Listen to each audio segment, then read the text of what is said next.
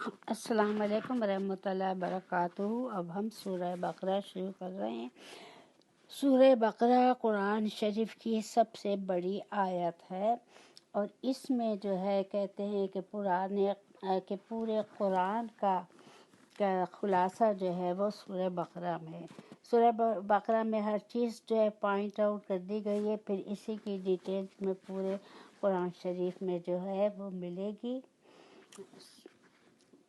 Okay, اور اس میں نبی صلی اللہ علیہ وسلم نے بتایا کہ آپ کو 2 نور کی بشارت دی گئی۔ فرشتہ آسمان سے آیا اور آپ کو مخاطب کر کے کہا کہ اللہ تعالیٰ نے آپ کی امت کو جو ہے 2 نور جو ہے عطا کیے ہیں۔ ایک نور جو ہے وہ سورہ فاتحہ ہے، جو صرف آپ کی امت کے لیے یعنی ہمارے لیے مومنین کے لیے اللہ تعالیٰ نے بھیجی ہے۔ دوسری سورہ بقرہ کی آخری آیات ہے جو آمن الرسول سے شروع ہوتی ہیں۔ یہ پڑھ کے جو دعا مانگو گے وہ پوری ہوگی، اور شام کے وقت، مغرب کے وقت سونے سے پہلے یہ دعا پڑھنے والا جو ہے، یہ آمن الرسول جو ہے یہ ہر بیماری کا علاج بھی ہے، کیسے زبردست جادو و سفلی ہو یا کوئی جنات وغیرہ ہو تو اس کے لیے بھی یہ سورت جو ہے کثیر ہے۔ 21 مرتبہ پڑھو، پانی پہ دم کر کے پیو، گھر میں چھڑکو، اور یہ جو ہے اللہ تعالیٰ نے نور عطا کیا ہے ہمیں۔ یہ سورہ بقرہ کی آخری آیت جو ہے اس کی بہت فضیلت ہے، جو صرف امت مومنہ کو اللہ تعالیٰ نے عطا فرمائی ہے۔ سورہ بقرہ جو ہے مدنی سورت ہے، اس میں جو ہے حروف مقطعات ہے جن کے متعلق رسول اللہ صلی اللہ علیہ وسلم نے فرمایا کہ میں یہ نہیں کہتا کہ یہ سورت ہے، ہر حرف پر 10 نیکیاں لکھی جاتی ہیں۔ الف جو ہے 10 نیکیاں ہیں، لام جو ہے 10 نیکیاں ہیں، میم جو ہے 10 نیکیاں۔ اس طرح سے الف لام میم کہنے سے جو ہے 30 نیکیاں نامہ اعمال میں لکھی جاتی ہیں۔ اور یہ حروف مقطعات کیا ہیں، کسی کو کچھ نہیں معلوم، یہ خاص کوڈ ورڈ ہیں جو اللہ اس کے رسول کے درمیان ہیں۔ مختلف فقہ نے اس کا ایکسپلینیشن کرنے کی کوشش کی ہے، لیکن بہتر یہ ہے کہ ہم یہی جانیں کہ اللہ تعالیٰ کا نام ہے، رسول کا نام ہے، یا ان کے درمیان کوئی پوشیدہ جو ہے میسیج ہے۔ اب ہم شروع کرتے ہیں سورہ بقرہ، جو شروع ہوتی ہے بسم اللہ الرحمن الرحیم، الف لام میم۔ اس صورت میں آگے چل کر ایک واقعہ بیان ہوگا جو کہ گائے کا واقعہ ہے۔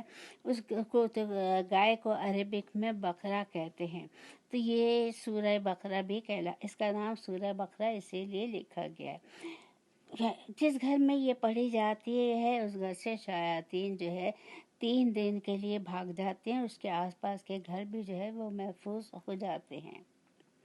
مسلم کتاب صلاۃ المسافرین۔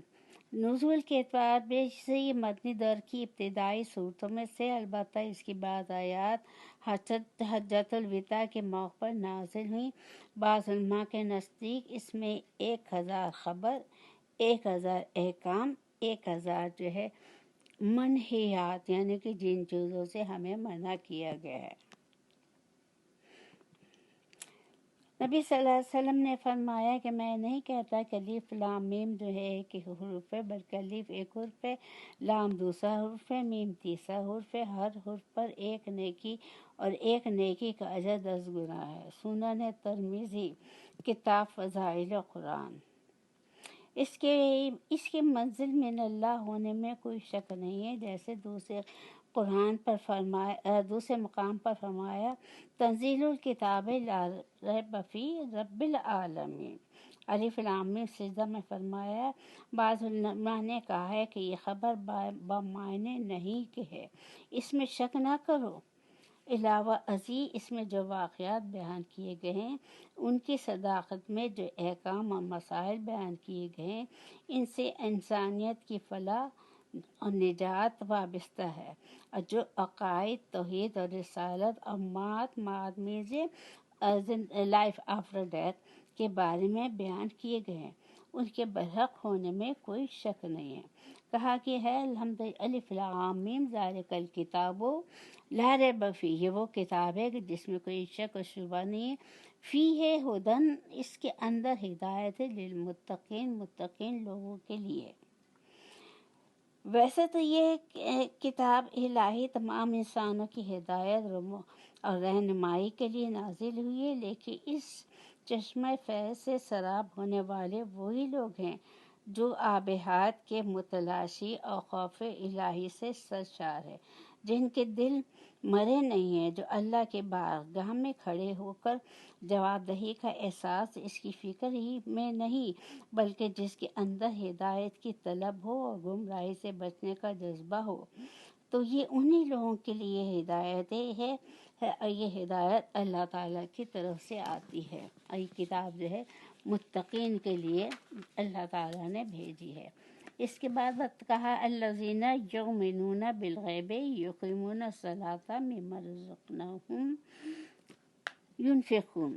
یہ کتاب جو ہے یہ ان لوگوں کے لیے جو لوگ غیب پر ایمان لاتے ہیں، نماز کو قائم کرتے ہیں اور ہمارے دیے ہوئے مال میں سے خرچ کرتے ہیں۔ اب سوال آیا بالغیب۔ بالغیب سے مراد وہ چیزیں ہیں جن کا ادراک عقل و حواس سے ممکن نہیں، جیسے ذات باری تعالیٰ، الہی وحی الہی، جنت، دوزخ، ملائکہ، عذاب قبر، حشر وغیرہ۔ اس سے معلوم ہوا کہ اللہ رسول صلی اللہ علیہ وسلم کی بتلائی ہوئی ماورائے عقل و احساس باتوں پر یقین رکھنا جزو ایمان ہے، ان کا کفر و ضلالت ہے۔ پھر کہا گیا یقیمون الصلاۃ میز اقیموا الصلاۃ، یعنی نماز کو قائم کرو۔ صلاۃ سے مراد پابندی سے اور سنت نبی کے مطابق نماز کا اہتمام کرنا ہے، ورنہ نماز تو منافقین بھی پڑھتے ہیں دنیا کو دکھانے کے لیے۔ تو ہماری نماز میں کنسنٹریشن ہونا چاہیے کہ ہم اتنے بڑے رب کے سامنے کھڑے ہیں، جو لفظ بول رہے ہیں ان کو سمجھنا چاہیے۔ اگر ہم نے بے سوچے سمجھے ایسی سرزمین پر مالیہ تو یہ نماز منافقین کی نماز ہو جائے گی۔ انفاق کا لفظ عام ہے جو صداقت واجبہ اور نافلہ دونوں کو شامل ہے، یعنی کہ کہا ہے نا مما رزقناہم ینفقون، ینفقون کا لفظ ہے انفاق سے نکلا ہے۔ اہل ایمان حسب طاعت دونوں میں کوتاہی نہیں کرتے، بلکہ ماں باپ، اہل و عیال پر صحیح طریقے سے خرچ کرنا بھی اس میں داخل ہے اور باعث اجر و ثواب ہے، اور جو کچھ بھی اللہ تعالیٰ نے دیا ہے اس میں سے کچھ نہ کچھ غریب و مسکین کو ضرور دیا جائے، ضرورت مند پرسن کو ضرور دیا جائے۔ یہ جو ہم دیتے ہیں اللہ کی راہ میں، یہ تو اللہ ہی کا پیسہ، اللہ ہی نے ہم کو دیا۔ اگر اس میں سے ہم ہاتھ اٹھا کے کچھ پیسہ کو ذرا سا کسی مستحق بندے کو دے دیں گے، ضرورت مند کو دے دیں گے، تو ہمارا کیا بگڑے گا؟ ہاں ہمیں ثواب ملے گا، ہم نے جو کچھ بھی کسی غریب کی مدد کی ہے، سپوز میں نے $100 دیے تو $100 کی جو ہے اللہ کے یہاں 1 کا نمبر نہیں ہے، 10 کا ہے، تو $100 تو میرے رائٹ اوے $1000 ہو گئے۔ پھر یہ وہ جو ہے اس کے پر اجر و ثواب دینا وہ بھی اللہ تعالیٰ کی رحمت پہ اور ہمارے دل کی نیت پر ہے۔ اگر میں نے اچھی نیت سے سچے دل سے اللہ کی راہ سمجھ کے کہ اللہ کا پیسہ ہے، اللہ کے بندوں کو دینا ضروری ہے تو دیا ہے، تو اس کے لیے اللہ تعالیٰ نے کہا ہے کہ اس کا اجر و ثواب 100 سے لے کر 800 اور اس سے بھی زیادہ اللہ تعالیٰ دے سکتا ہے۔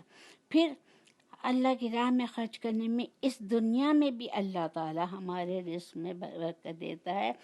آزمائش شدہ ہے، آزمائش کر کے دیکھیں، جب آپ کچھ پیسہ کسی غریب کو، کسی ضرورت مند کو اللہ کی راہ میں دیتے ہیں تو کچھ نہ کچھ فوراً تمہارے پاس اس کا سبسٹیٹیوٹ، تمہارے پاس پیسہ کہیں نہ کہیں سے آ جاتا ہے، کہیں نہ کہیں سے تمہارے گھر میں برکت ہو جاتی ہے، اب پھر جو ہے یہ پیسہ جو ہے تمہارے بینک میں اکاؤنٹ میں جمع ہو رہا ہے، جو بینک جو ہے اللہ تعالیٰ کے یہاں ہے، جب تک وہاں پر ہم جائیں گے تو یہ پیسہ جو ہے ملٹی پلائی ہو کر جیسے کہ اس کے پر اجر و ثواب دیتا ہے اللہ تعالیٰ، بڑھاتا ہے، ہمارا کتنا بہت سارا بینک بیلنس ہو جائے گا۔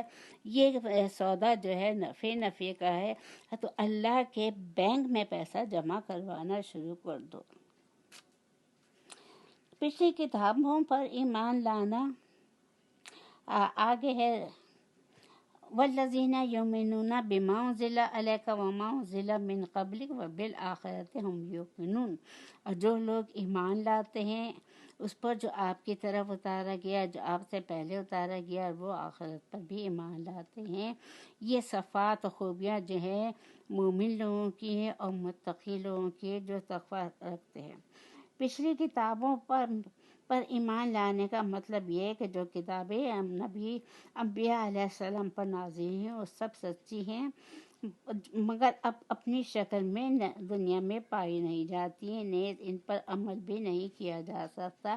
اب صرف عمل قرآن اور اس کی تشریح نبوی احادیث پر ہی کیا جائے گا۔ اس سے معلوم ہوا کہ وحی اور رسالت کا سلسلہ حضرت صلی اللہ علیہ وسلم پر ختم کر دیا گیا تھا، ورنہ اس پر بھی ایمان لانے کا ذکر اللہ تعالیٰ ضرور فرماتا۔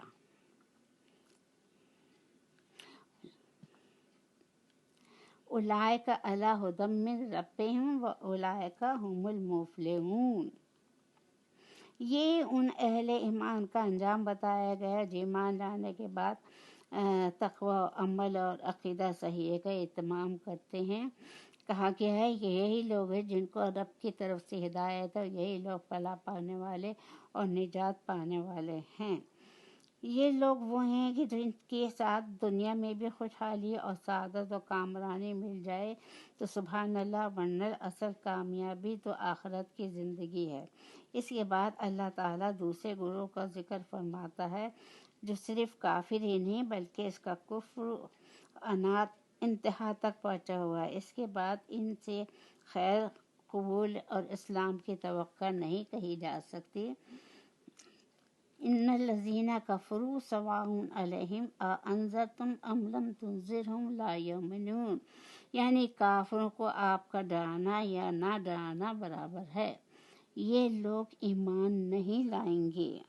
انہوں نے اپنے دل میں عہد کر لیا، انہوں نے اپنے کانوں میں انگلیاں ڈال لی ہیں، کان بند کر لیے ہیں، دماغ بند کر لیے ہیں، عہد کر لیا ہے کہ ہم ایمان نہیں لائیں گے، ہم نہیں سنیں گے، یعنی کہ لا یؤمنون، ایمان نہیں لائیں گے۔ نبی صلی اللہ علیہ وسلم کی شدید خواہش تھی اس کے بعد کہ سب لوگ مسلمان ہو جائیں، لیکن لوگ جو ہے کافر جو ہے وہ کافر رہیں گے، وہ ایمان نہیں لائیں گے۔ ختم اللہ، کیوں نہیں لائیں گے؟ ختم اللہ علی قلوبہم وعلی سمعہم وعلی ابصارہم غشاوۃ ولہم عذاب عظیم۔ اللہ تعالیٰ نے ان کے دلوں پر، ان کے کانوں پر مہر لگا دی ہے، ان کی آنکھوں پر پردہ ہے، ان کے لیے بڑا عذاب ہے۔ نبی صلی اللہ علیہ وسلم کی خواہش تھی کہ سب لوگ مسلمان ہو جائیں، اسی حساب سے آپ ہر وقت کوشش کرتے تھے۔ اللہ تعالیٰ نے فرمایا کہ ایمان ان کے نصیب میں ہے ہی نہیں، یہ چند مخصوص لوگ ہیں جن کے دلوں پر مہر لگا دی گئی ہے۔ ابو جہل ہے، ابو لہب ہے، اور نہ یہ لوگ تبلیغ کریں یا کچھ بھی کریں، یہ لوگ ایمان نہیں لائیں گے۔ آپ کی تبلیغ سے ویسے بے شمار لوگ مسلمان ہوئے، حتیٰ کہ پورا عرب جو ہے مسلمان ہو گیا تھا، لیکن یہ دونوں پھر بھی ایمان نہیں لائے تھے۔ وَمِنَ النَّاسِ مَن يَقُولُ آمَنَّا بِاللَّهِ وَبِالْيَوْمِ الْآخِرِ وَمَا هُم بِمُؤْمِنِينَ، بعض لوگ کہتے ہیں کہ ہم اللہ تعالیٰ پر، قیامت کے دن پر ایمان رکھتے ہیں، لیکن در حقیقت وہ ایمان والے ہیں ہی نہیں۔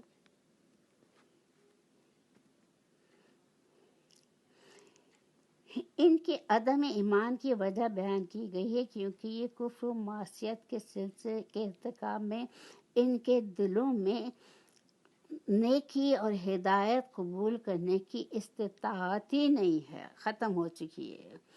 ان کے کان حق بات سننے کے لیے آمادہ ہی نہیں ہیں، ان کی نگاہیں کائنات میں پھیلی ہوئی رب کی نشانیاں دیکھنے سے محروم ہیں، تو اب وہ ایمان کس طرح سے لائیں گے؟ ایمان تو انہی لوگوں کے حصے میں آتا ہے جو اللہ تعالیٰ کی دی ہوئی صلاحیتوں کا صحیح استعمال کرتے ہیں، اس کی معرفت کی حاصل کرتے ہیں۔ اس کے برعکس لوگ تو اس حدیث کا مستحق ہے جس میں بیان کیا گیا ہے کہ مومن جب گناہ کر بیٹھتا ہے تو اس کے دل میں سیاہ نقطہ آ جاتا ہے، اگر یہ توبہ کر کے گناہ سے باز آ جائے تو اس کا دل صاف و شفاف ہو جاتا ہے، اگر وہ توبہ کے بجائے گناہ پر گناہ کرتا چلا جائے تو یہ نقطہ سیاہ پھیل کر پورے دل پہ چھا جاتا ہے، پورا دل کالا ہو جاتا ہے۔ نبی صلی اللہ علیہ وسلم نے فرمایا یہی وہ زنگ ہے جسے اللہ تعالیٰ نے یہاں بیان فرمائے کلا بل رانا علی قلوبہم ما کانوا یکسبون، سورۃ المستففین کی 14 نمبر کی آیت ہے۔ ان کے کرتوتوں کی وجہ سے ان کے دلوں پر زنگ ہے۔ یہ ترمذی تفسیر سورہ مطففین میں بیان کیا گیا۔ اس کیفیت کو قرآن کریم نے مہر لگانا فرما دیا ہے، جو ان کی مسلسل بدعمالیوں کا نتیجہ ہے۔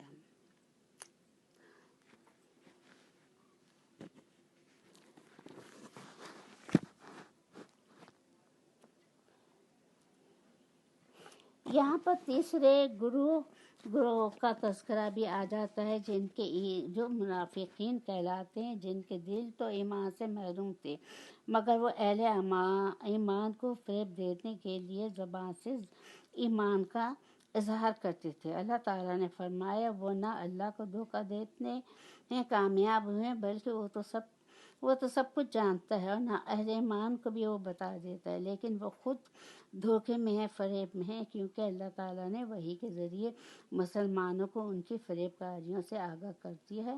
ان کی فریب کاریوں کا سارا نقصان خود انہی کو پہنچے گا جنہوں نے اپنی عاقبت برباد کر لی، دنیا میں بھی رسوا ہے۔ 3 گروہ لوگوں کا ہوتا ہے، ایک مومن کا، متقین کا، دوسرا کافرین کا جو کمپلیٹ انکار کرنے والے ہیں، اور ایک جو ہے منافقین کا ہے، جو ظاہری ایمان لے آئے تھے، ظاہری طور پر مسلمانوں سے ملتے تھے، کہتے تھے ہم مسلم ہیں، نماز بھی پڑھتے تھے، لیکن بعد میں اپنے جیسے لوگوں اپنے دوستوں میں جا کے کہتے تھے ہم تو ان کے ساتھ مذاق کر رہے ہیں، ہم انہیں ایمان توڑے ہی لائے ہیں۔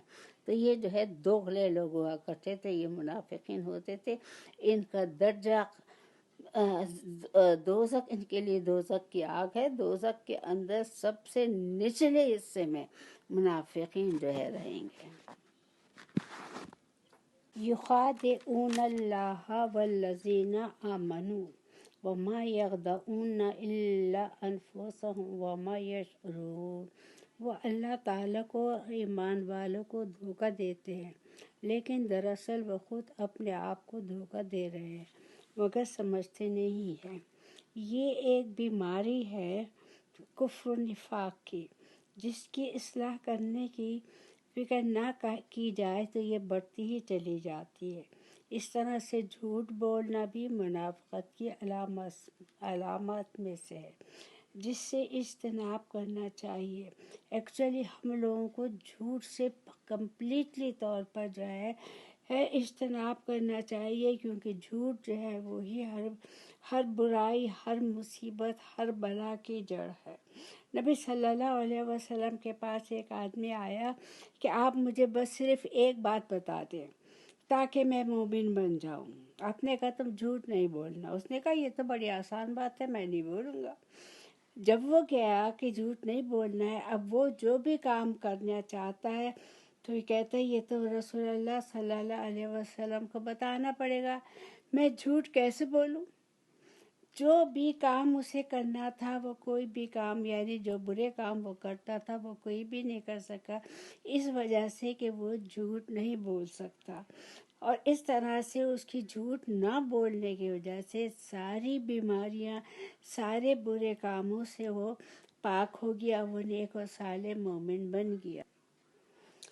پھر اللہ تعالیٰ نے فرمایا فی قلوبہم مرض فزادہم اللہ مرضا وَلَهُمْ عَذَابٌ عَلِیمٌ بِمَا كَانُوا یکذبون۔ ان کے دلوں میں بیماری تھی، اللہ تعالیٰ نے ان کی بیماری میں مزید اضافہ کر دیا، اور ان کے جھوٹ کی وجہ سے ان کے لیے دردناک عذاب ہے۔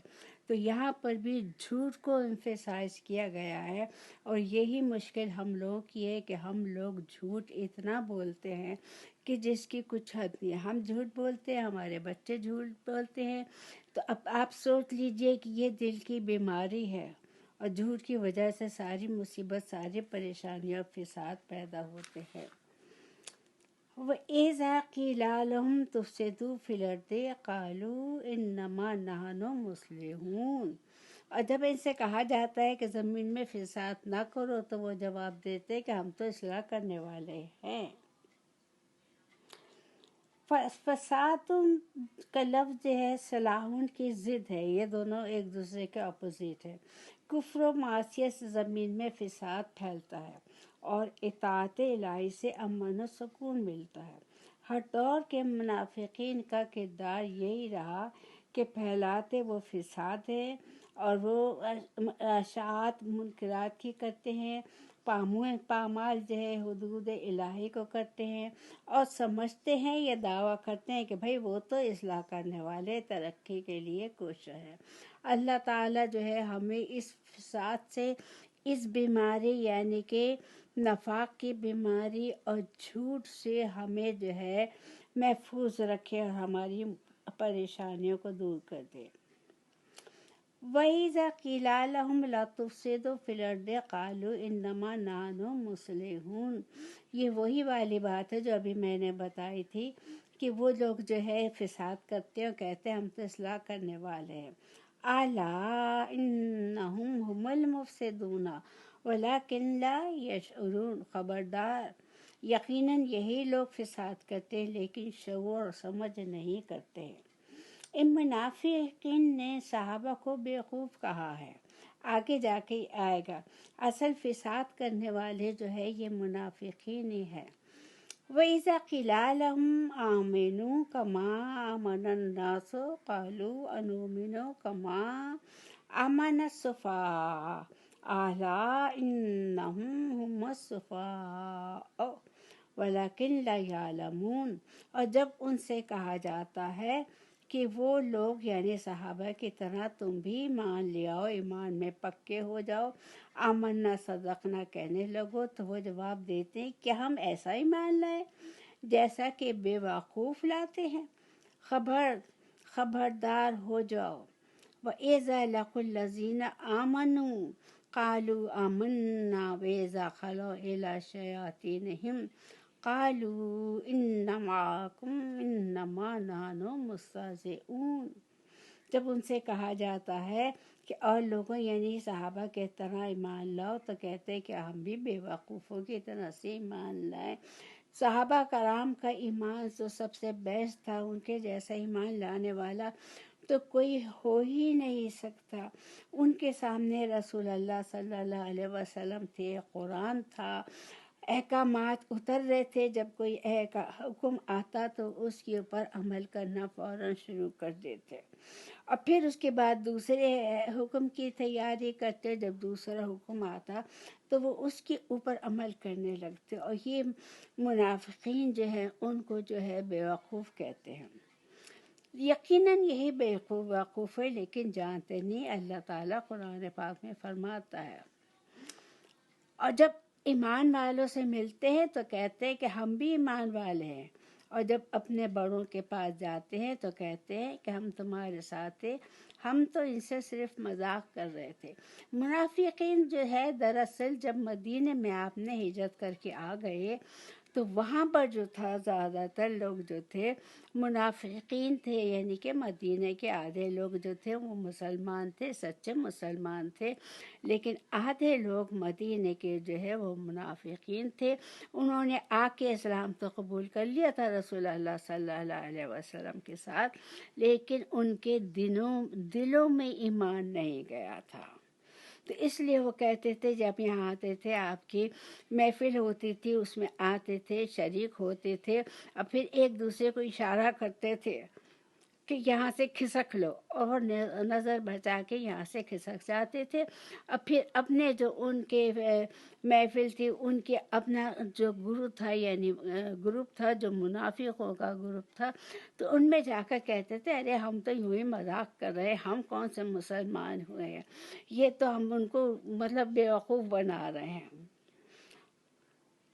من منافقین نے اصحابہ کو بیوقوف کہا جنہوں نے ان صحابہ نے اللہ کی راہ میں جان و مال کی کسی بھی قربانی سے انکار نہیں کیا، اور آج کے منافق یہ باور کراتے ہیں کہ نعوذ باللہ صحابہ کرام دولت ایمانی سے محروم تھے۔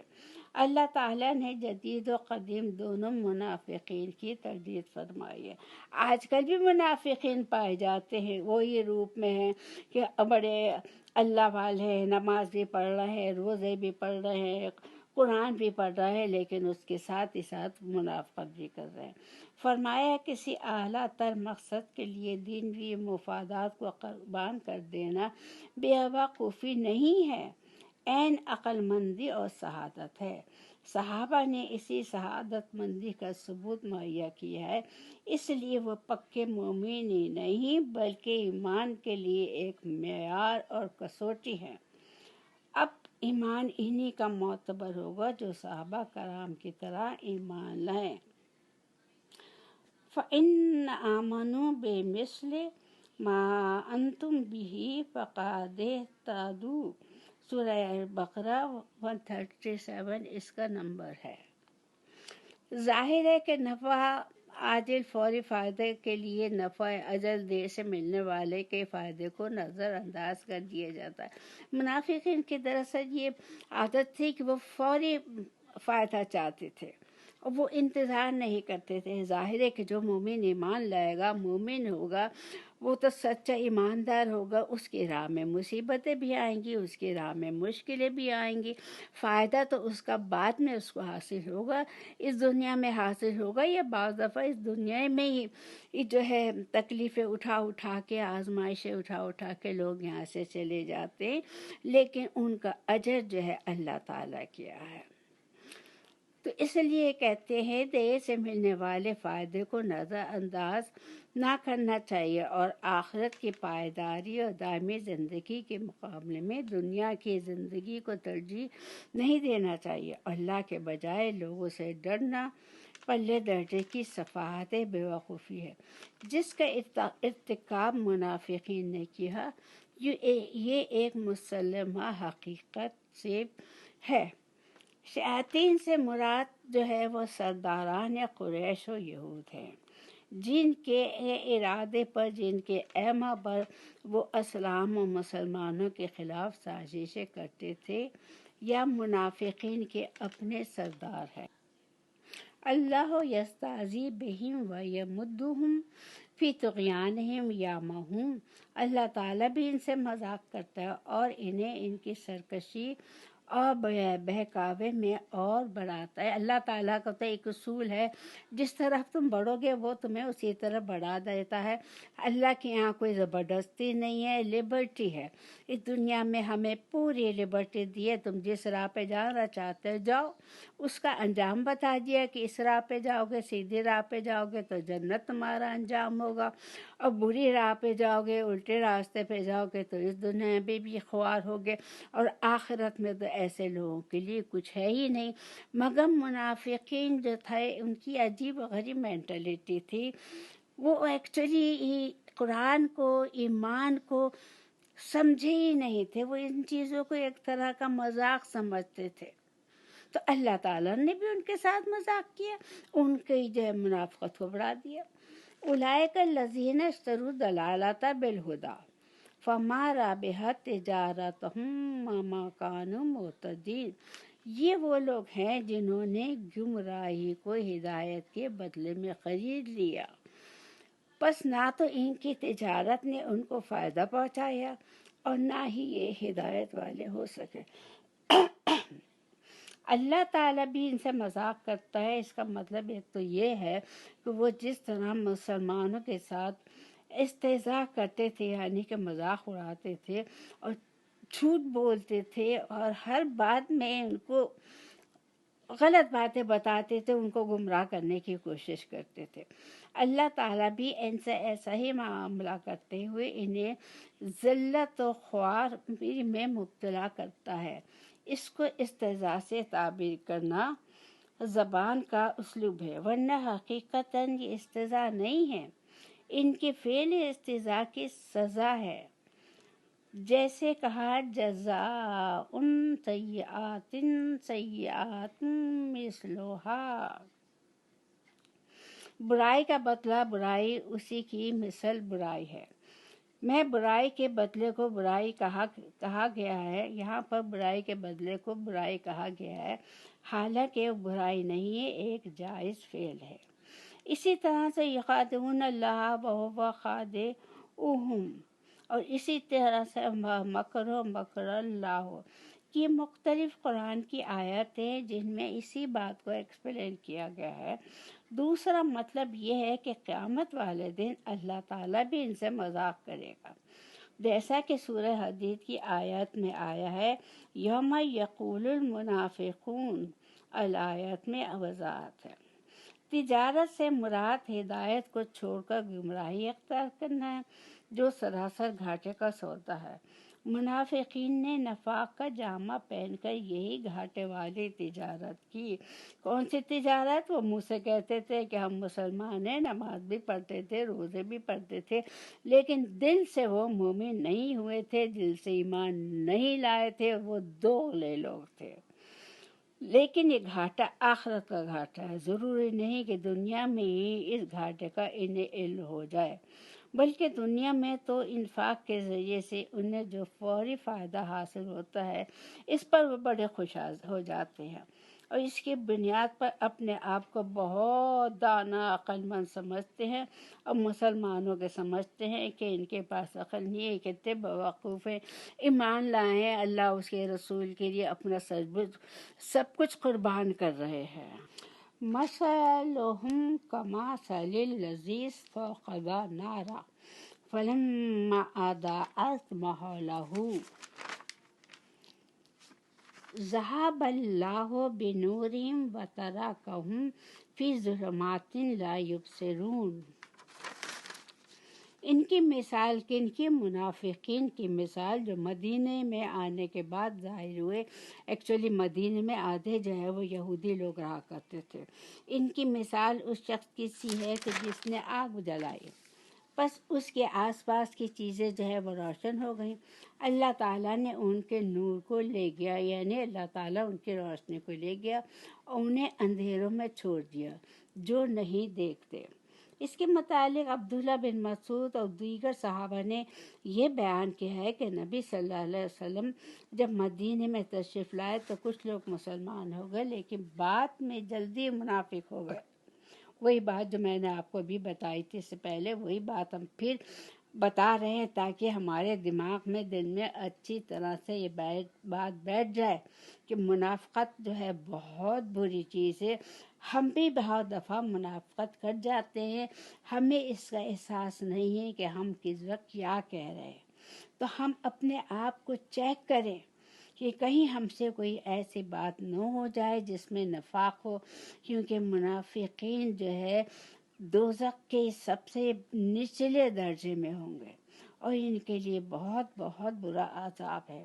تو اس لیے میں یہی کوشش کروں گی، آپ لوگوں سے درخواست کروں گی کہ اپنے اعمال کو دیکھیں، اپنے دماغ کو دیکھیں، اپنی سوچ سمجھ کو چیک کریں، ہم سے کہیں منافقت تو نہیں ہو رہی۔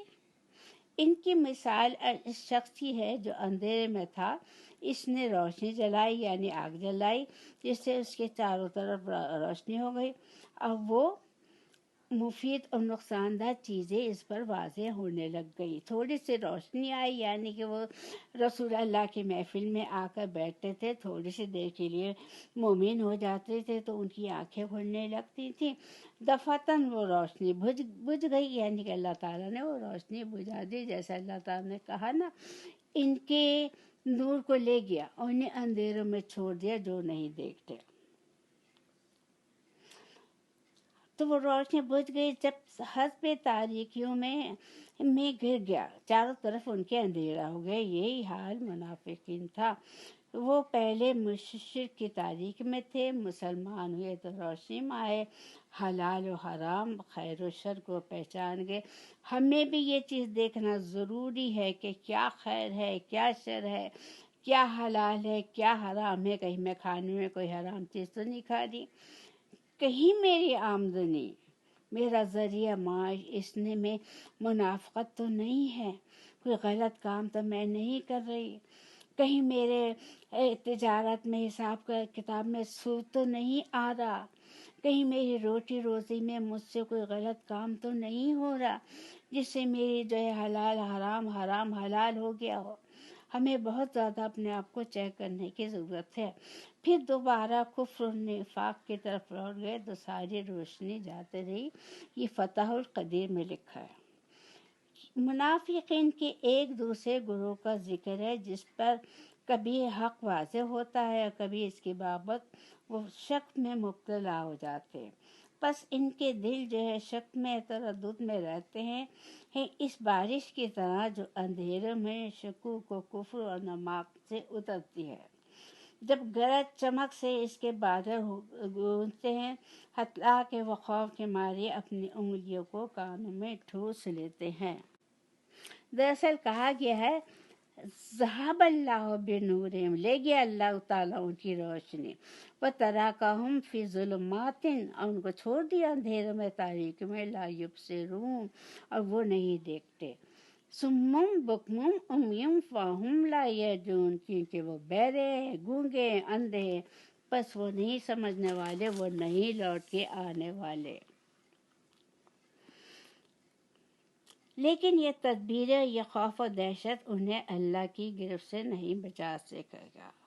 یہاں جیسے کہا ہے کہ ان کو روشنی ملتی ہے ایمان کی، وہ پھر بھٹک جاتے ہیں، پھر رسول اللہ کی محفل میں آتے ہیں، پھر ایمان تازہ ہوتا ہے، پھر بھٹک جاتے ہیں، کیونکہ وہ اللہ کے گھیرے سے نہیں نکل سکتے۔ اللہ تو جانتا ہے کہ ان کے دلوں میں نفاق ہے، نفاق جو بہت بری بیماری ہے۔ تو کبھی حق کی کرنیں ان پر پڑتی ہیں تو وہ حق کی طرف جھک جاتے ہیں، لیکن پھر جب اسلام مسلمانوں پر مشکلات آتی ہیں تو وہ پھر الگ ہو کر کھڑے ہو جاتے ہیں۔ ابن کثیر میں یہ وضاحت کی گئی ہے، منافقین کا یہ گروہ آخر وقت تک تذبذب اور گو مگو کا شکار اور قبول حق سے محروم رہتا ہے۔ اس بات کی طرف قرآن پاک میں اس طرح اللہ تعالیٰ فرماتا ہے وَكَصَيِّبٍ مِّنَ السَّمَاءِ فِيهِ ظُلُمَاتٌ وَرَعْدٌ وَبَرْقٌ يَجْعَلُونَ أَصَابِعَهُمْ فِي آذَانِهِم مِّنَ الصَّوَاعِقِ حَذْرَ الْمَوْتِ وَاللَّهُ مُحِيطٌ بِالْكَافِرِينَ۔ آسمانی برسات کی طرح جس میں اندھیریاں ہیں، گرج ہے، بجلی چمک رہی ہے، تو وہ موت سے ڈر کر اپنے کانوں میں انگلیاں ڈال لیتے ہیں۔ اور اللہ تعالیٰ کافروں کو گھیرنے والا ہے، اللہ تعالیٰ چھوڑے گا نہیں کافروں کو۔ یکاد البرق یخطف ابصارهم وکلما ازاغهم مشوا فیہ واذا اظلم علیہم قاموا ولو شاء اللہ لذہب بسمعہم وابصارہم ان اللہ علی کل شیء قدیر۔ قریب ہے کہ بجلی ان کی آنکھیں اچک لے جائے، جب ان کے لیے روشنی کرتی ہے تو اس میں چلتے پھرتے ہیں، اور جب ان پر اندھیرا کرتی ہے تو کھڑے ہو جاتے ہیں۔ اگر اللہ چاہے تو کافروں کے کانوں اور آنکھوں کو بیکار کر دے۔ یقیناً اللہ تعالیٰ ہر چیز پر قادر ہے۔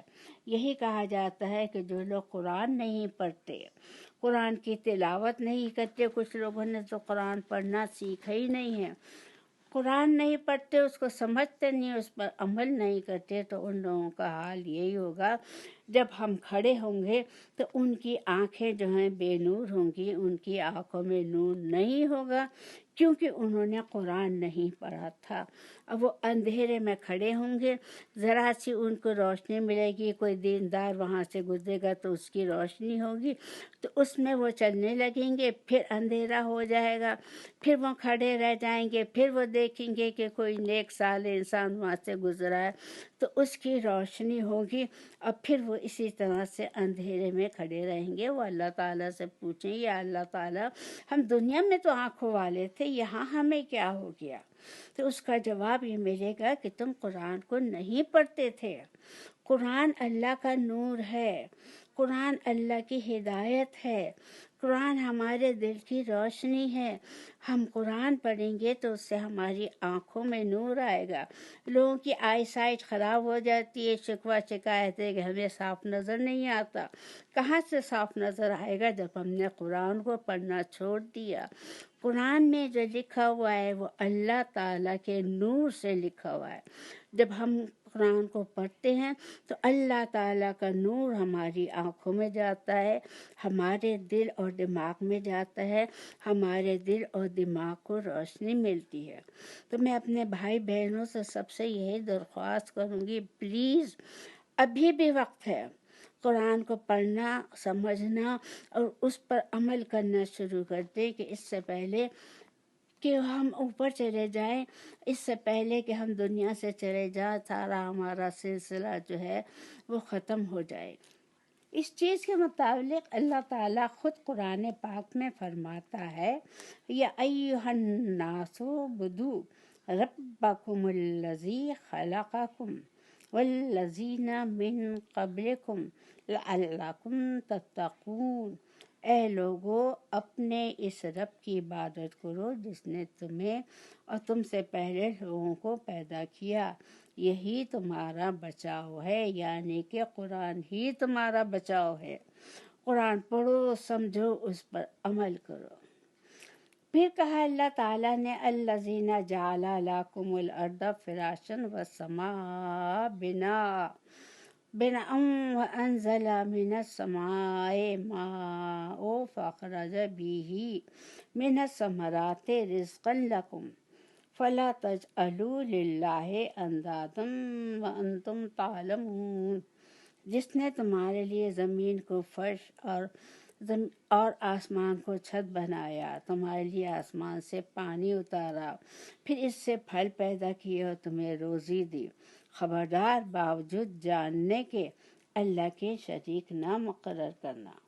اس میں اور اس سے پہلے کی آیت میں اس بات کی تنبیہ کی گئی ہے کہ اگر اللہ چاہے تو اپنی دی ہوئی صلاحیتوں کو سب کر سکتا، اس لیے انسانوں کو اللہ تعالیٰ کی عطاءت سے انکار نہیں کرنا چاہیے اور اس کے عذاب سے بچنا چاہیے اور خوف میں رہنا چاہیے۔ پھر یہ کہا گیا، ہدایت اور ضلالت کے اعتبار سے انسانوں کے 3 گروہ ہیں جن کا یہاں پر اللہ تعالیٰ نے تذکرہ کیا ہے۔ ایک تو اللہ تعالیٰ کی وحدانیت اور اس کی عبادت کی دعوت تمام انسانوں کو دینے والا ہے۔ فرمایا کہ جب تمہارا اور کائنات کا خالق اللہ ہے، تمہاری ساری ضروریات وہی مہیا کرتا ہے، پھر تم اسے چھوڑ کر کیوں دوسروں کی عبادت کرتے ہو، دوسروں کو اس کا شریک کیوں ٹھہراتے ہو؟ اگر تم عذاب خداوندی سے بچنا چاہتے ہو تو صرف ایک ہی طریقہ ہے، اللہ کو مانو، ایک اللہ کو مانو، اس کے ساتھ کوئی شریک نہیں ہے، اس کے ساتھ کوئی اس کا جو ہے ہمسر نہیں ہے، صرف اسی کی عبادت کرو، صرف ایک ہی خدا کی عبادت کرو اور جانتے بوجھتے شرک مت کرو۔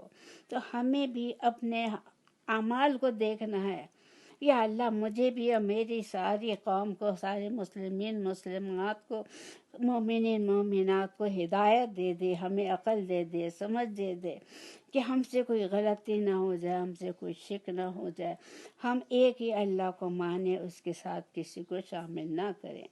توحید کے بعد اب رسالت کا اس بات فرمایا جا رہا ہے کہ ہم نے اپنے بندے پر جو کتاب نازل فرمائی ہے، اس کے منزل من اللہ ہونے میں اگر تمہیں شک ہے تو تم اپنے تمام حمایتیوں کو ساتھ ملا کر اس جیسی ایک ہی صورت بنا کر دکھاؤ، اور اگر ایسا نہیں کر سکتے تو تمہیں سمجھ لینا چاہیے کہ واقعی یہ کلام کسی انسان کی کاوش نہیں ہے، یہ کلام الہی ہے اور ہم پر رسالت محمدی پر ایمان لا کر اپنے کو جہنم کی آگ سے بچانا ہے جو کافروں کے لیے تیار کی گئی ہے۔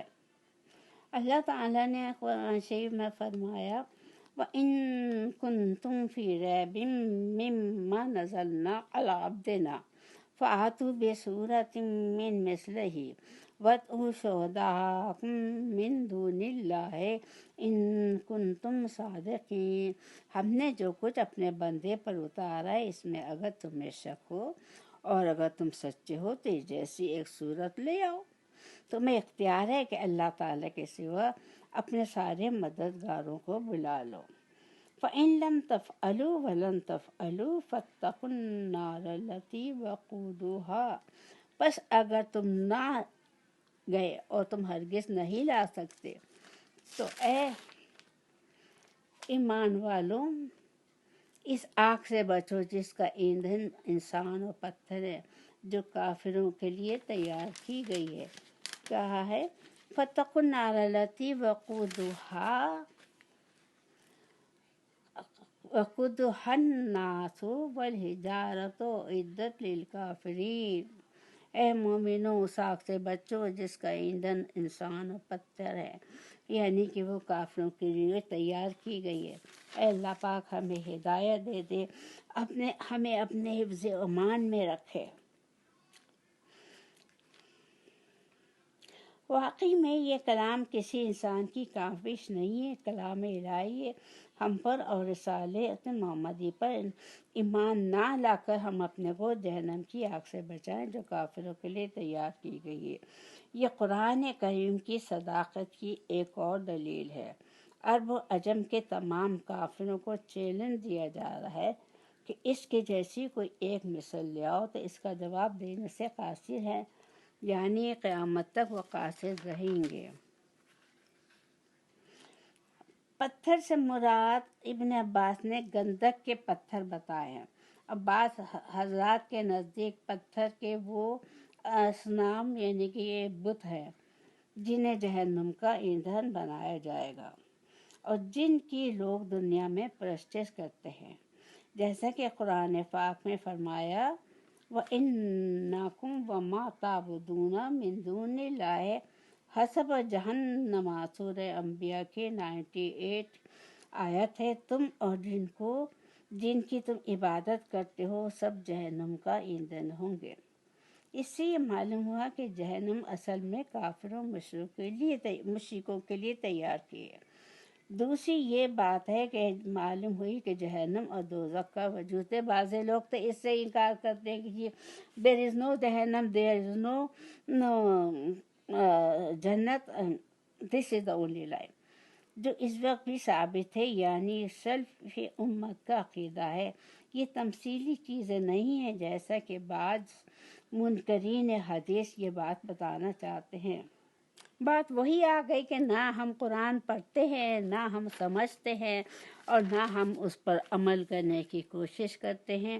آج کل کا زمانہ بڑا عجیب و غریب ہو گیا ہے۔ لوگ اپنے کو مسلمان کہتے ہیں، مسجد جاتے ہیں، نماز پڑھتے ہیں، ایسی نماز پڑھتے ہیں کہ جس میں روح نہیں ہوتی، بس ایک جسم کی ایکسرسائز کی طرح سے نماز پڑھی، آ گئے، بھئی کیا کہنا ہے، ہم تو نماز پڑھنے والے ہیں۔ رمضان کا مہینہ آیا، نماز پڑھ لی، روزے رکھ لیے، اگر اللہ نے توفیق دی تو قرآن پڑھ لیا، اور بس ہم مسلمان ہیں۔ مسلمان کا تو بہت بڑا مرتبہ ہے، اس کا تو کوئی لمحہ بھی اللہ کے خیال سے غافل نہیں ہونا چاہیے۔ اس کو کسی اور کو اللہ تعالیٰ کے ساتھ شریک نہیں کرنا چاہیے۔ ایک سچا مومن، ایک سچا مسلمان وہ ہے جو ہر کام میں اللہ کو یاد رکھے، اٹھتے بیٹھتے سوتے جاگتے اس کے الفاظ جو ہے اللہ کی تسبیح حمد و ثنا ہو۔ وہ جو کام کرے یہ سوچ لے کہ مجھ سے کہیں غلطی تو نہیں ہو رہی، مجھ سے کہیں منافقت تو نہیں ہو رہی، میں مسلمان ہوں، مجھے اللہ تعالیٰ کے سامنے جا کے جواب دینا۔ جیسے اللہ تعالیٰ نے کہا دوزخ بنائی ہے جس کا ایندھن انسان اور پتھر ہے۔ ہم نہیں چاہیں گے کہ ہمارے مسلمان جو ہے اس دوزخ کی آگ میں جائیں۔ میرا اس کا لکھنے کا مقصد یہی ہے کہ لوگ جو ہے قرآن شریف دیکھ کر ٹرانسلیشن اتنی ڈیفیکلٹ دیتے ہیں کہ لوگوں کی سمجھ میں نہیں آتی ہے۔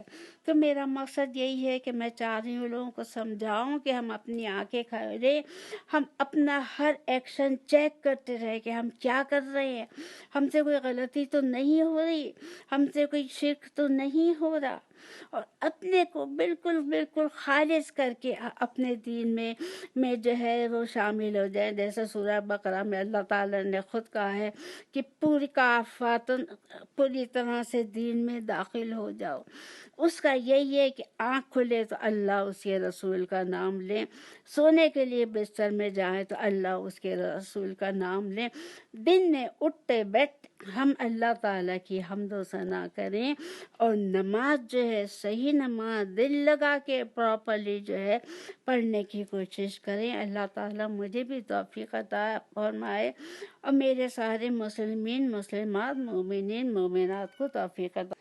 پھر اللہ تعالیٰ فرماتا ہے وَبَشِّرِ الَّذِينَ آمَنُوا وَعَمِلُوا الصَّالِحَاتِ، خوشخبری دے دو ان لوگوں کو جو ایمان کرنے والے اور عمل صالح کرنے والے، ان لہم جنات تجری من تحتہا الانہار، کہ ہم نے ان کے لیے جنت تیار کی گئی ہے کہ جو بہت ہی اچھی جگہ ہے اور وہاں پر نہریں بہتی ہیں۔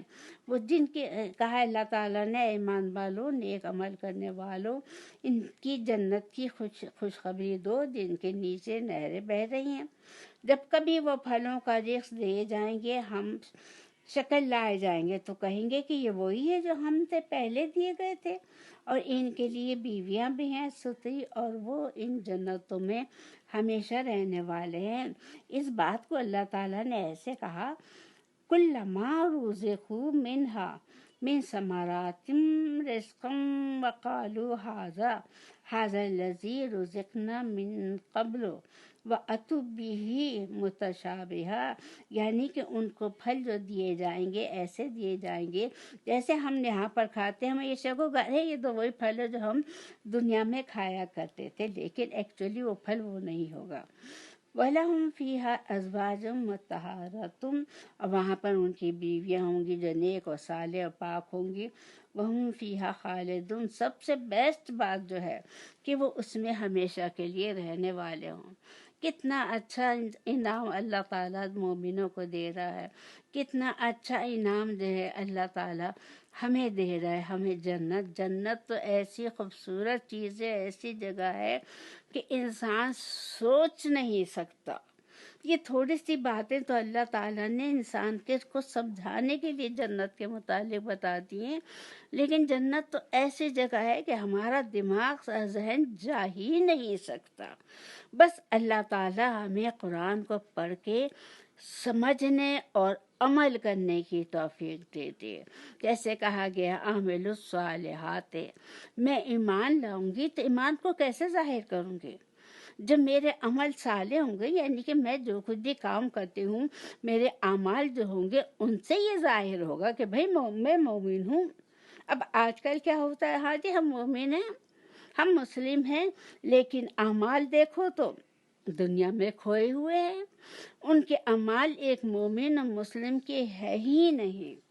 تو ہمیں بہت سخت ضرورت ہے کہ اپنے کو دیکھیں، چیک کریں کہ ہم مومن ہیں۔ ہاں الحمدللہ ہم سب مومن ہیں، ہم سب مسلم ہیں، مگر کیا ہم عمل کر رہے ہیں؟ کیا ہم اللہ کے احکام کا عمل کر رہے ہیں؟ جو رسول نے کہا ہے ہم وہ کر رہے ہیں؟ نہیں۔ ہمیں بہت سوچنے کی ضرورت ہے، ابھی بھی وقت ہے۔ کوئی شخص کسی وقت بھی جا سکتا ہے۔ اس دنیا کی زندگی کا کوئی بھروسہ نہیں ہے۔ یہ اوپر کی زندگی کے مقابلے میں صرف 5 منٹ کی ہے۔ 5 منٹ کے لیے ہم یہاں پہ گم ہو گئے ہیں اور یہاں سے ہمیں پھر واپس جانا ہے۔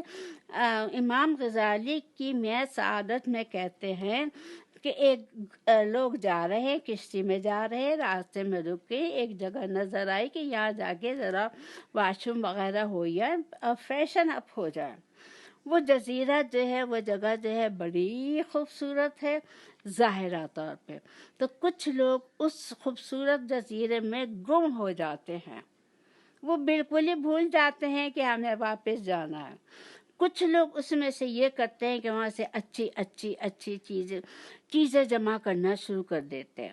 ان کا جانے کا وقت آ جاتا ہے، کوئی وہاں پر رہنے کے لیے تو گئے نہیں تھے ہمیشہ کے لیے، یہ تو ٹیمپریری طور پہ گئے تھے اپنی ضروریات حاجت پوری کرنے کے لیے۔ جب وہ آ کر کشتی میں بیٹھتے ہیں تو کشتی میں تو اتنی جگہ ہے نہیں، جو وہ سامان وہاں سے ہیرے جواہرات اٹھا کے لائے تھے وہ اپنے سر پہ رکھ لیتے ہیں۔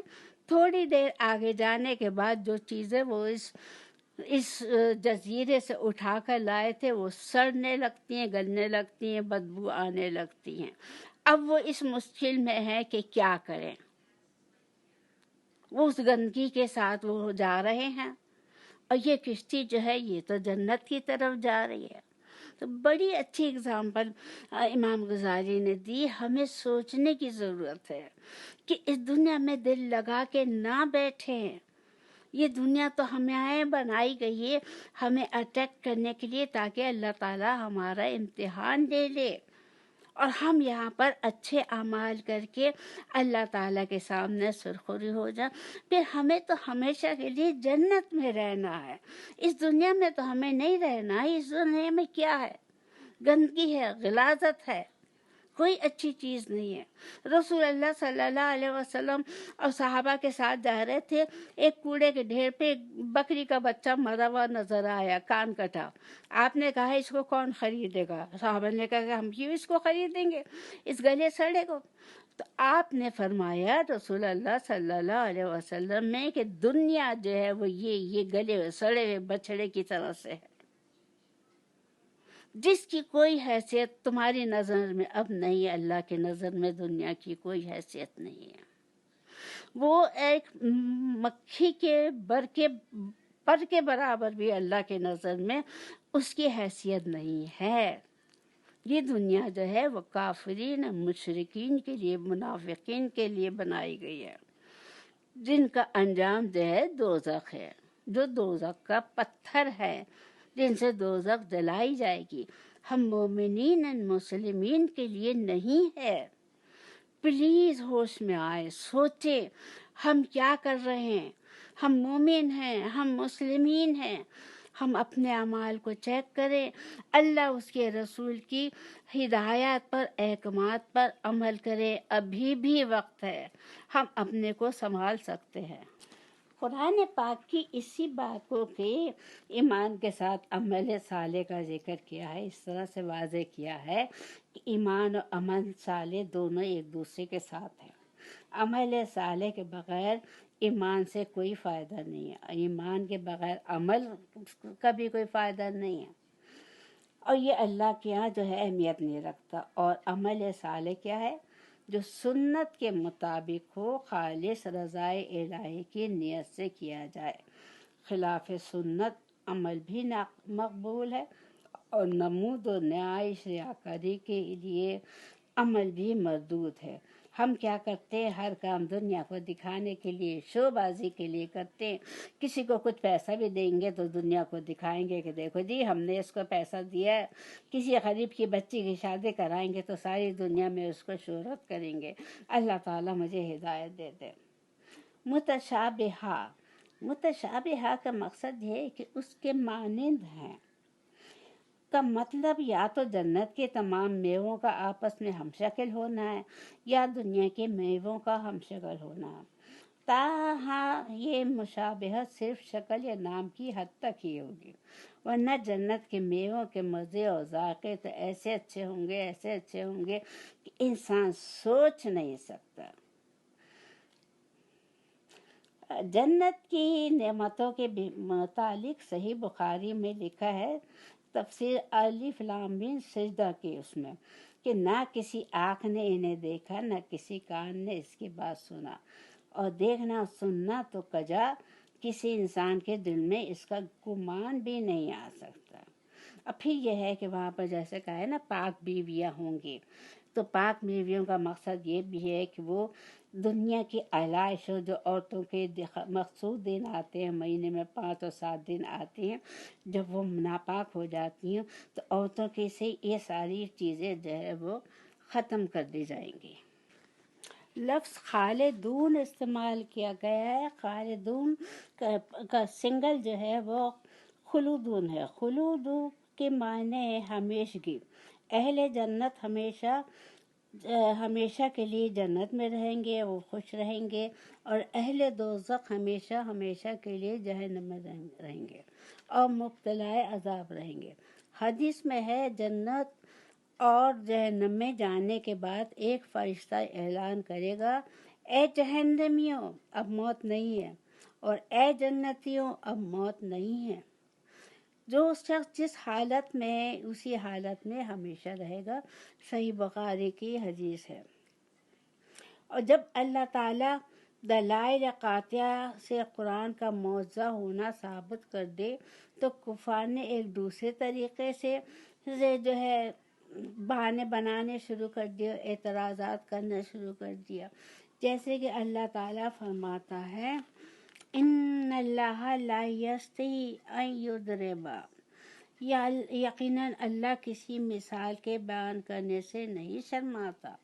ما بعوضۃ فما فوقها فأما الذین آمنوا فیعلمون انہ الحق من ربہم وأما الذین کفروا فیقولون ماذا اراد اللہ بہذا مثلا یضل بہ کثیرا ویہدی بہ کثیرا وما یضل بہ الا الفاسقین. یقیناً اللہ تعالیٰ کسی مثال کے بیان کرنے سے نہیں شرماتا، چاہے وہ مچھر کی ہو، یہ سے بھی کوئی معمولی چیز ہو. ایمان والے تو اسے اپنے رب کی جانب سے صحیح سمجھتے ہیں، اور کفار یہ کہتے ہیں انہیں تو بہانا چاہیے نا کہ اس مثال سے اللہ کا کیا مراد ہے. اس کے ذریعے بیشتر لوگ گمراہ ہوتے ہیں، اکثر لوگوں کو راہ مل جاتی ہے، اور گمراہوں کو تو صرف فاسقوں کو ہی اللہ تعالیٰ گمراہ تو صرف فاسقوں ہی کرتا ہے. جب اللہ تعالیٰ نے دلائل قاطعہ سے قرآن مجید کا معجزہ ثابت کر دیا تو کفار نے ایک دوسرا طریقہ اختیار کر لیا. وہ یہ کہ اگر یہ کلام الہی ہوتا تو اتنی عظمت والی ذات کے نازل کردہ کلام میں کوئی چھوٹی چھوٹی چیزوں کی مثالیں نہیں ہوتی. وہ کافرین تو بہانہ ڈھونڈتے تھے، وہ یہ کہتے تھے قرآن پاک جو ہے وہ اللہ کا کلام نہیں ہے، نبی صلی اللہ علیہ وسلم کسی سے لکھوا کے لے آتے ہیں یا یہ خود لکھتے ہیں، یہ آسمانی کتاب نہیں ہے. تو وہ بہانے ڈھونڈتے تھے.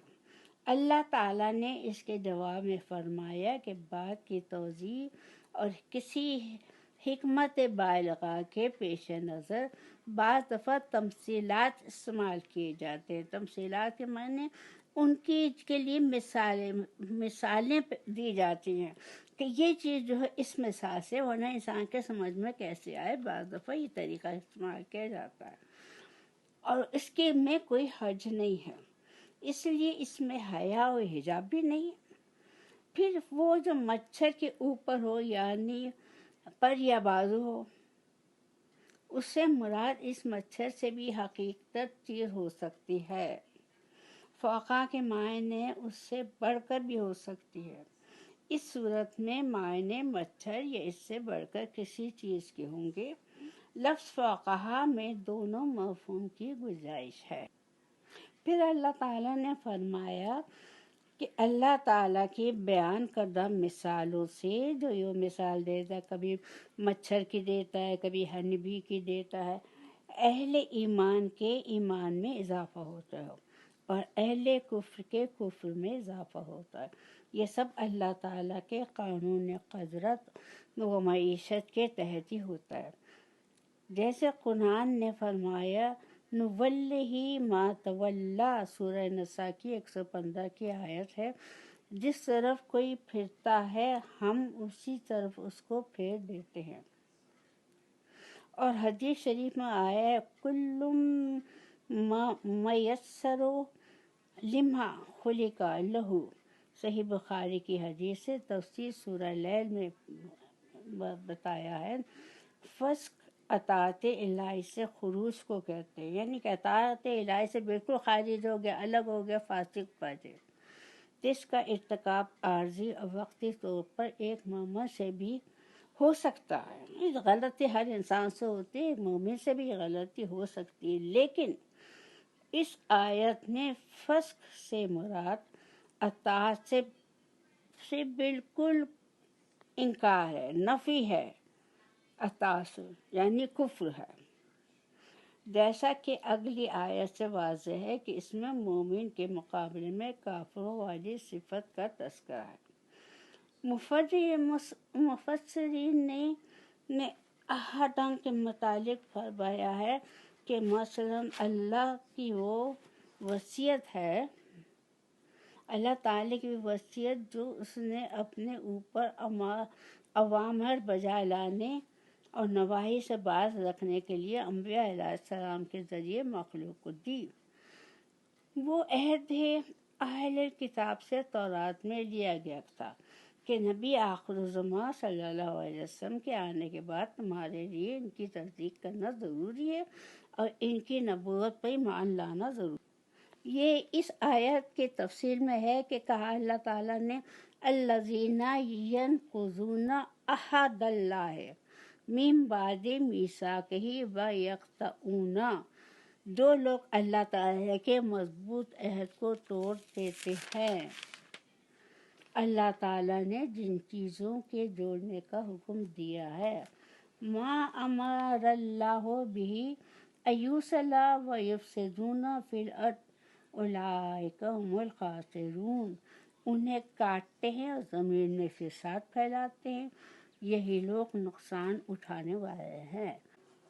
یہاں پر دراصل 3 میثاق کا ذکر جو ہے کیا گیا ہے۔ پہلا میثاق جو ہے اس کا ہے یہ یہاں پر جو کہا گیا ہے، اس پہلے میثاق کا نام ہے عہد الست، جو اللہ تعالیٰ نے آدم علیہ السلام کی پشت سے تمام ذریت یعنی کہ ساری امت کو نکالا، جس کا ذکر قرآن میں کیا گیا ہے اور یہ سورہ اعراف میں ہے۔ نقص عہد کا مطلب عہد کی پرواہ نہ کرنا ابن قاسم ہے۔ ظاہر بات ہے کہ نقصان اللہ تعالیٰ کی نافرمانی کرنے والوں کے ہوا، اللہ کا یا اس کے پیغمبروں اور داعیوں کا کچھ نہیں بگڑتا۔ تو پہلے حضرت آدم کی بیک میں سے ساری ان کی ذریت نکالی، اللہ تعالیٰ نے پوچھا کہ تمہارا رب کون ہے، اور تو سب نے جواب دیا الست ہے کہ آپ ہمارے رب ہیں۔ سب سے پہلے نبی صلی اللہ علیہ وسلم نے جواب دیا، اس کے بعد ایک اور میثاق آئے گا، پھر ایک اور میثاق آئے گا۔ پھر اللہ تعالیٰ نے کہا کیف تکفرون باللہ وکنتم امواتا واحیاکم ثم یمیتکم ثم یحییکم ثم الیہ ترجعون، تم اللہ کے ساتھ کیسے کفر کرتے ہو حالانکہ تم مردے تھے، اس نے تمہیں زندہ کیا، پھر تمہیں مار ڈالے گا، پھر زندہ کرے گا، پھر اسی کی طرف لوٹائے جاؤ گے۔ اللہ تعالیٰ گھڑی گھڑی ان کو بتا رہا ہے، سمجھا رہا ہے کہ تم اللہ کو مانو، زندگی اور موت کو مانو، دوسری زندگی کو مانو، مگر ان کے بہانے چلتے ہیں۔ اس آیت میں 2 موتوں کا اور 2 زندگیوں کا ذکر کیا گیا۔ پہلی موت سے مراد ہے نسیانی نہ ہونا، ہم تھے ہی نہیں۔ پہلی زندگی میں ماں کے پیٹ سے نکل کر موت سے ہم نکلے، پھر یہاں پہ بڑے بڑے زندگی گزاری، اس کے بعد ہم مر کے چلے گئے، پھر موت آ گئی، پھر آخرت کی زندگی ہے، پھر اس موت سے دوبارہ اٹھایا جائے گا، دوبارہ جو ہے حساب کتاب ہوگا، پھر ہماری دوسری زندگی شروع ہوگی۔ جس کا انکار کفار اور منکرین قیامت کرتے ہیں، وہ یہ کہتے ہیں کہ قبر کی زندگی کوئی نہیں ہے اور مرنے کے بعد کوئی دوسری زندگی نہیں ہے۔ صحیح یہ ہے کہ برزخ کی زندگی حیات آخرت کا پیش خیمہ ہے، اس کا سرنامہ ہے، اس لیے اس کا تعلق آخرت کی زندگی سے ہے۔ یعنی کہ جب ہم قبر میں چلے گئے تو وہ پہلی زندگی سے تو قصہ ختم ہو گیا، وہ دوسری زندگی کا جو ہے پیش خیمہ ہے کہ اس میں رہیں گے، پھر جو ہے حساب کتاب ہوگا اور ہم جنت اور دوزخ میں جائیں گے۔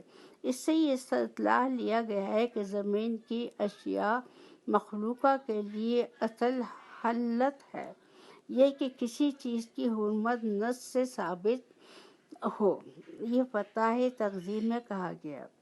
بعض سلف امت نے اس کا ترجمہ ایسا کیا کہ پھر آسمان کی طرف چل گیا۔ کیا ہے؟ صحیح بخاری میں اللہ تعالیٰ کا آسمانوں کے اوپر عرش پہ چڑھنا، خاص اس موقع پر آسمان دنیا پر نزول اللہ کی صفت میں بتایا گیا ہے، جن پر اس طرح بغیر تعویل کے ایمان رکھنا ضروری ہے، جس طرح سے قرآن اور احادیث میں بتایا گیا ہے۔ هو الذی خلق لکم ما فی الارض جمیعا ثم استوی الی السماء فسواہن 7 سماوات وہو بکل شیء علیم۔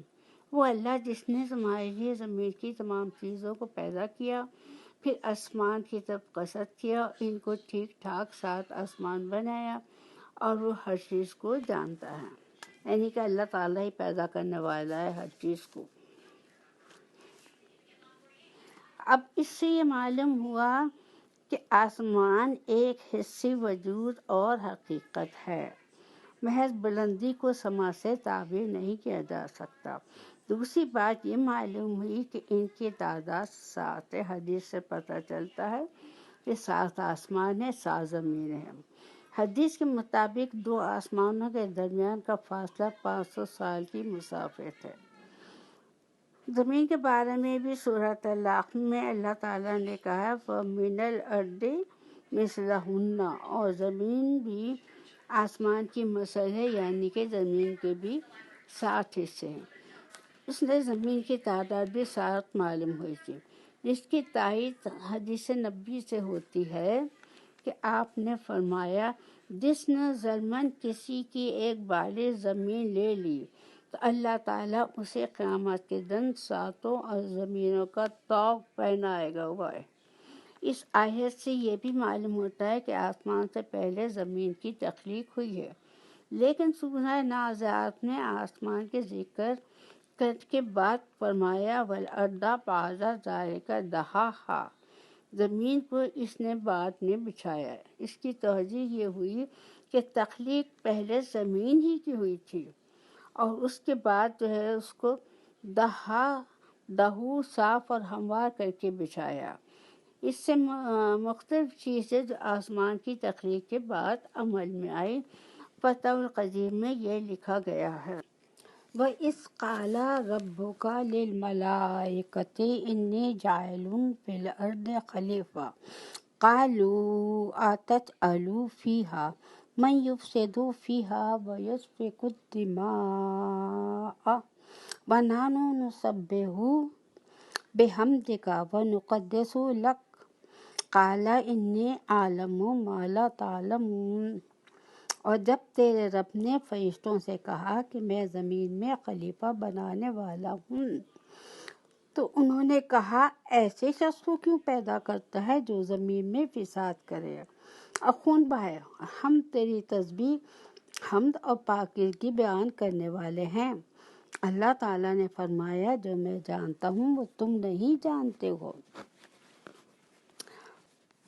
یہاں پر ملائکہ کے متعلق بات کی گئی ہے۔ ملائکہ جو ہیں وہ فرشتوں کو کہتے ہیں، یہ اللہ تعالیٰ کی نوری مخلوق ہے جو آسمانوں پہ رہتے ہیں، جو اللہ تعالیٰ کا حکم بجا لاتے ہیں اور جس بات سے اللہ انہیں منع کرتا ہے وہ نہیں کرتے۔ یہ اللہ کی تمہید و تقدیس میں مصروف رہتے ہیں اور اسی کے حکم ہر وقت مانتے ہیں۔ اس کے بعد لفظ خلیفہ کا استعمال کیا گیا۔ خلیفہ کے معنی ایسی قوم ہے جو ایک دوسرے کے بعد آئے گی۔ یہ کہنا کہ انسان اس دنیا میں اللہ تعالیٰ کا خلیفہ اور نائب ہے غلط ہے۔ فرشتوں کا یہ کہنا کہ حسد یا اعتراض کے طور پر نہیں تھا، بلکہ اس کی حقیقت اور حکمت معلوم کرنے کی غرض سے کہا تھا کہ اے رب، اس مخلوق کے پیدا کرنے میں آپ کی کیا حکمت ہے، جبکہ ان میں سے کچھ لوگ ایسے ہوں گے جو فساد پھیلائیں گے، خون ریزی کریں گے۔ مقصد یہ ہے کہ تیری عبادت تو کرنے کے لیے ہم موجود ہیں، ہم سے کوئی خطرہ نہیں ہے، کوئی ہم غلط کام نہیں کرتے، ہم تو آپ کے حکم پر چلتے ہیں۔ اللہ تعالیٰ نے فرمایا وہ مصلحت جو ہے وہ تم نہیں جانتے جس کی بنا پر ان سے فساد پیدا ہوگا۔ میں ان لوگوں کو نہیں پیدا کروں جو تم نہیں جانتے، کیونکہ اس میں انبیاء بھی ہوں گے، شہداء بھی ہوں گے، صالحین بھی ہوں گے۔ یہ ابن کثیر کی تفسیر ہے، یعنی کہ اللہ تعالیٰ نے کہا جو مخلوق میں پیدا کرنے والا ہوں، ہاں اس میں کچھ فساد پھیلانے والے ہوں گے، لیکن اس کے اندر جو ہے میں نے ایسی فطرت ودیت کر دی گئی ہے جو اس میں سے صالحین، انبیاء، شہداء، اولیاء اور بزرگ جو ہے وہ گزریں گے۔ ذریت آدم کی بابت فرشتوں کو کیسے معلوم ہوا کہ وہ فساد پیدا کریں گے؟ اس کا اندازہ انہوں نے انسانی مخلوق سے پہلے کی مخلوق کے اعمال یا کسی طریقے سے معلوم کر لیا ہوگا۔ بعض نے کہا ہے کہ اللہ تعالیٰ نے خود ہی بتا دیا تھا کہ وہ ایسے ایسے کام بھی کریں گے، یا یوں ہی ہے کہ اس کو اللہ تعالیٰ نے خطب مانتے ہوئے کہا کہ انی جاعل فی الارض خلیفہ یفعل کذا و کذالک۔ اللہ تعالیٰ نے فرمایا وَعَلَّمَ آدَمَ الْأَسْمَاءَ كُلَّهَا ثُمَّ عَرَضَهُمْ عَلَى الْمَلَائِكَةِ فَقَالَ، اللہ تعالیٰ نے آدم کو تمام نام سکھا کر ان چیزوں کا علم دے دیا اور پھر اس کے بعد فرشتوں کے سامنے پیش کیا، جیسے کہا انبئونی بِأَسْمَاءِ هَؤُلَاءِ إِن كُنتُم صَادِقِينَ۔ اب پھر جو ہے فرشتوں سے کہا کہ اگر تم سچے ہو تو مجھے ان چیزوں کا نام بتا دو۔ قالوا سبحانک لا علم لنا الا ما علمتنا انک انت العلیم الحکیم۔ ان سب نے کہا اے اللہ تیری ذات پاک ہے، ہمیں تو صرف اتنا ہی علم ہے جتنا کہ آپ نے ہمیں سکھایا ہے، پوری علم و حکمت والے تو آپ ہی ہے۔ یہاں پر اسما سے مراد جو ہے اشخاص اور تمام اشیاء کے نام ہیں، ان کے فوائد وغیرہ بتائے گئے جو اللہ تعالیٰ نے القاء و الہام کے ذریعے حضرت آدم علیہ السلام کو سکھا دیے تھے۔ پھر جب ان سے کہا گیا کہ آدم علیہ السلام ان کے نام بتلاؤ تو انہوں نے فوراً سب کچھ بیان کر دیا جو فرشتے بیان نہ کر سکے۔ اس طرح اللہ تعالیٰ نے ایک تو فرشتوں پر حکمت تخلیق آدم واضح کر دی، دوسرے دنیا کا نظام چلانے کے لیے علم کی اہمیت و فضیلت بیان کر دی۔ جب یہ حکمت و اہمیت علم فرشتوں پر واضح ہو گیا تو انہوں نے اپنے کو مان لیا کہ ہمیں اتنا علم فہم نہیں ہے۔ فرشتوں کی اس اعتراف سے یہ بھی واضح ہوا کہ عالم غیب صرف اللہ تعالیٰ کی ذات ہے، اور اللہ تعالیٰ اپنے خاص بندوں کو اتنا ہی علم دیتا ہے جتنا کہ اس کی کو سمجھ میں اس کی مرضی میں ہے کہ ان کے لیے اتنے علم کی ضرورت ہے۔ علمی فضیلت کے بعد حضرت آدم علیہ السلام کی دوسری تکریم ہوئی، یعنی سجدہ۔ سجدہ کے معنی ہیں اپنے کو خضوع خشوع سے تذلیل کے ساتھ پیش کرنا، اور اس کی انتہا یہ ہے کہ زمین پر انسان اپنے پیشانی کو ٹکا دے، تبھی میں یہ بیان کیا گیا۔ یہ سجدہ شریعت اسلامی میں اللہ تعالیٰ کے سوا کسی کے لیے جائز نہیں ہے۔ نبی صلی اللہ علیہ وسلم کا فرمان ہے کہ اگر سجدہ کسی اور کے لیے جائز ہوتا تو میں عورت کو حکم دیتا کہ وہ اپنے خاوند کو سجدہ کرے۔ سنن ترمذی کی یہ حدیث ہے۔ تاہم فرشتوں نے اللہ کے حکم پر حضرت آدم علیہ السلام کو سجدہ کیا، جس سے ان کی تکریم و فضیلت فرشتوں پر واضح ہو گئی، کیونکہ یہ سجدہ اکرام و تعظیم کے طور پہ ہی تھا، نہ کہ عبادت کے طور پر تھا، پر اب تعظیماً سجدہ بھی نہیں کیا جا سکتا ہے۔ اللہ تعالیٰ نے کہا قال یا آدم انبئہم باسمائہم فلما انبأہم باسمائہم قال الم اقل لکم انی اعلم غیب السماوات والارض واعلم ما تبدون وما کنتم تکتمون۔ اللہ تعالیٰ نے آدم سے فرمایا تم اپنے نام بتا دو۔